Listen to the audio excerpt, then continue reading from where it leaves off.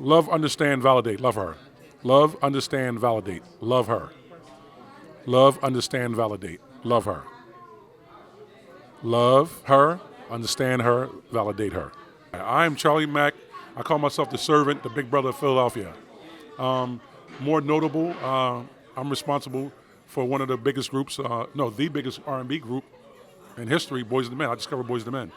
That whole thing with that song, I met these guys backstage, hey, Boys and the Men. That was actually me that put them with Michael Bivins. I introduced Will Smith to Benny Medina. Benny Medina happens to be the real Fresh Prince, went from Watts to Beverly Hills. So I took Will to L.A., introduced him to Benny Medina. I discovered Meek Mill. I managed Hakeem Yaz on Empire. I produced ATL. I produced Brotherly Love. I produced Deuces. So I do television, film, music. I got a group, Brotherly Love, right now. That we have a record right now that's kind of bubbling called Run It. We just finished the video for that. And I'm a servant for the creator.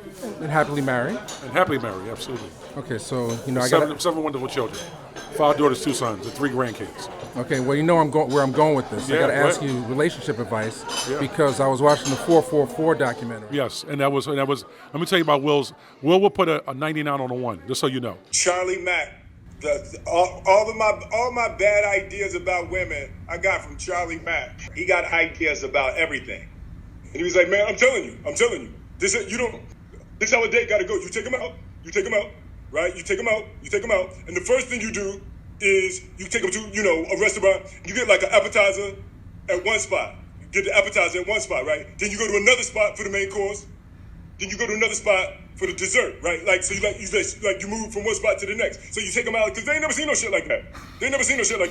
Then, when you go out in front of the place, you like start a fight and you just knock somebody the fuck out.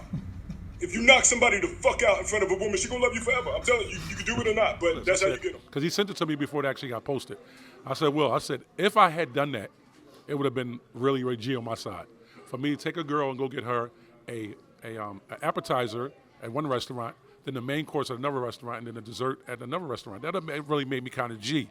I wish I could have taken credit for that, but unfortunately I didn't. But I did tell him to marry Jada.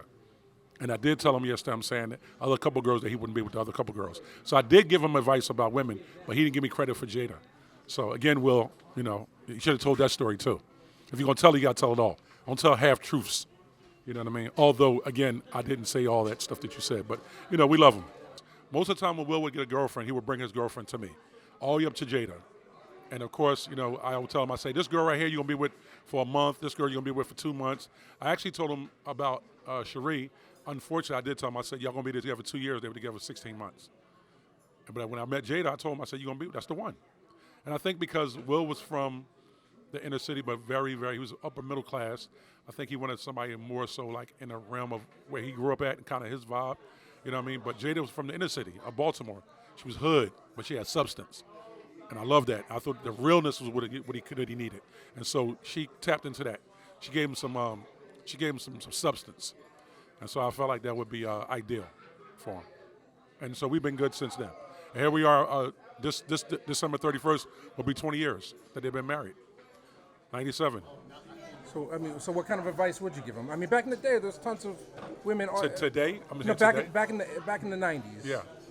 It was a whole. Will was always a one-woman's man, and although I wasn't, I didn't want to taint him. I didn't want to give him, again, like you said, the wrong advice. I want to give him advice that probably, it's like the greatest hairdresser, but our hair is a mess.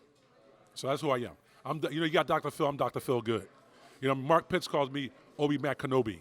Because I can give out the best advice. I got all the cliches in the world. You ask me anything, and I got a million cliches for it, and I give you the best advice about it. Totally. Well, so a lot of people. Am I right?